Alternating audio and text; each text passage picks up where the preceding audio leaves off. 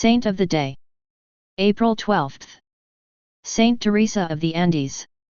Religious, born, July 13, 1900. Santiago, Chile. Died, April 12, 1920, aged 19.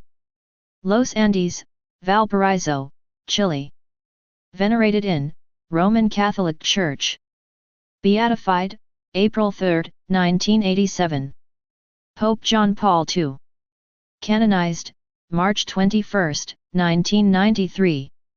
Pope John Paul II.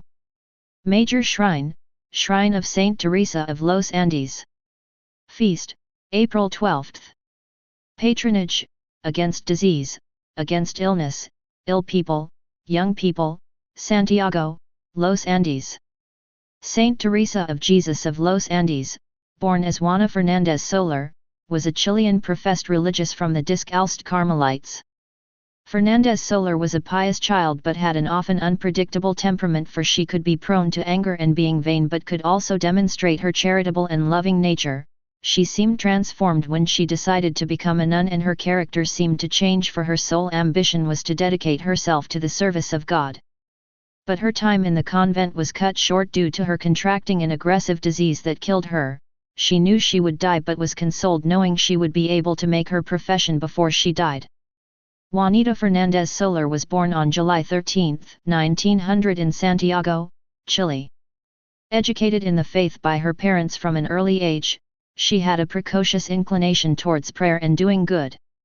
In 1907 she became an external student at the school run by the Sisters of the Sacred Heart. On September 11, 1910, she made her first communion. This was a decisive day for her, which caused her to live in an increasingly deeper friendship with Jesus. From a wealthy family, she treated the employees of the home with unusual affection, worrying about teaching them catechism and the material needs of the poor of their lands. Her father managed his property with little success, losing a large part of his fortune, which created not a little tension in his marriage. In addition, her brother Lucho gave up his faith and Miguel led a rather bohemian life.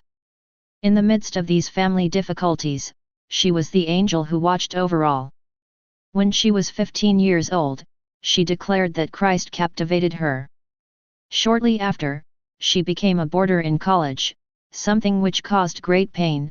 She ended up saying, "Boarding would reduce me to ashes."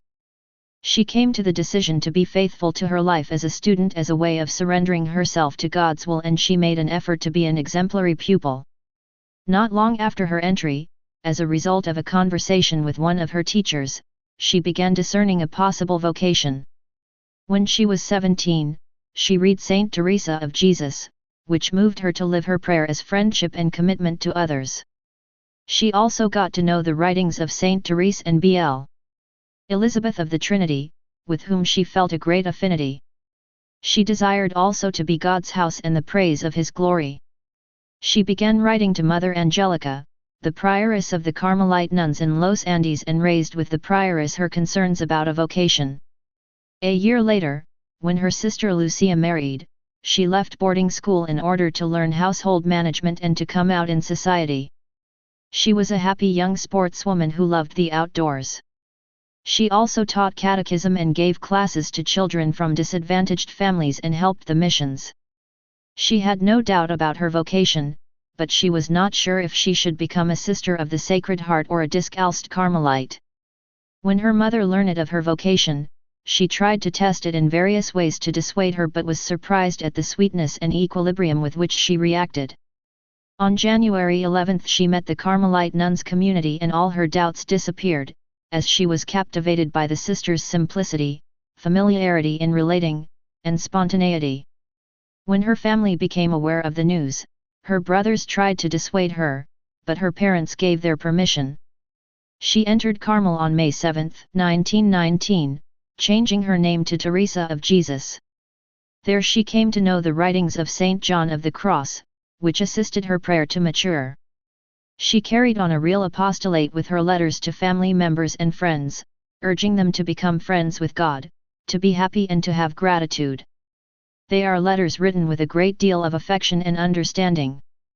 These and her diaries remain as legacies of her spirituality. In Holy Week, 1920, she became seriously ill. Confined to bed, she made her religious profession with happiness and emotion.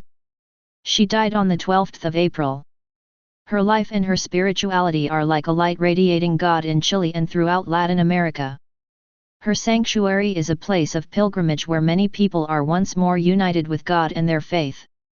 Oh, my Jesus and my Mother, may I belong to Him forever. May nothing on earth claim my attention but the tabernacle. Preserve me pure for yourself so that when I die I can say, how happy I am now that at last, I can lose myself in the infinite ocean of the heart of Jesus, my adored spouse.